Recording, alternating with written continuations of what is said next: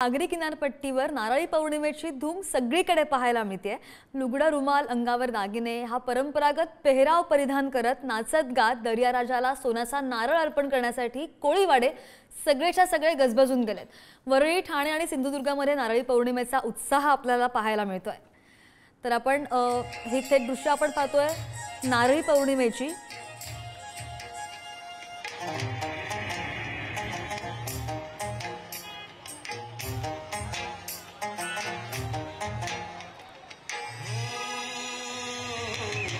आणि नारळी पौर्णिमेच्या पार्श्वभूमीवर अनेक कार्यक्रमांचं आयोजन सुद्धा करण्यात आलेलं आहे। सिंधुदुर्गमध्ये आपण जाऊयात। उमेश बुचडे आमचे प्रतिनिधी आपल्या सोबत आहेत। उमेश, कशी धूम पाहायला मिळते? कारण परंपरागत जे पेहराव आहेत त्यांनी वेशभूषा त्यांची केलेली आहे आणि खूप आनंदाचं वातावरण दिसतंय। कसं वातावरण एकंदरीत?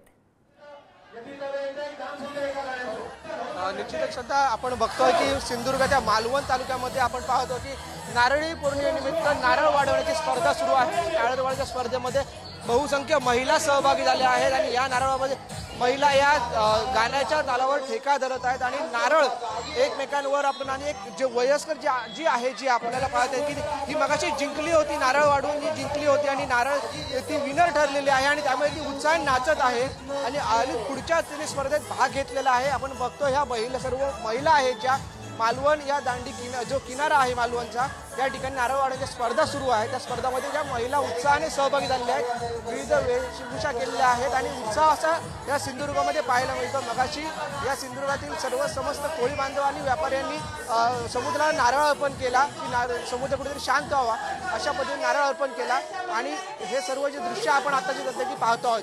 श्रद्धा, नक्कीच, तर आपण हे दृश्य थेट लाईव्ह पाहतोय। सिंधुदुर्गमधून नारळी पौर्णिमेचा उत्साह, अनेक महिला तिथे उपस्थित आहेत आणि महिलांच्या हातामध्ये जे नारळ आहेत त्यांची वर्षानुवर्षाची परंपरा आहे ती अजूनही त्या जपतायत आणि ही धूम आपण पाहतोय थेट सिंधुदुर्गमधून।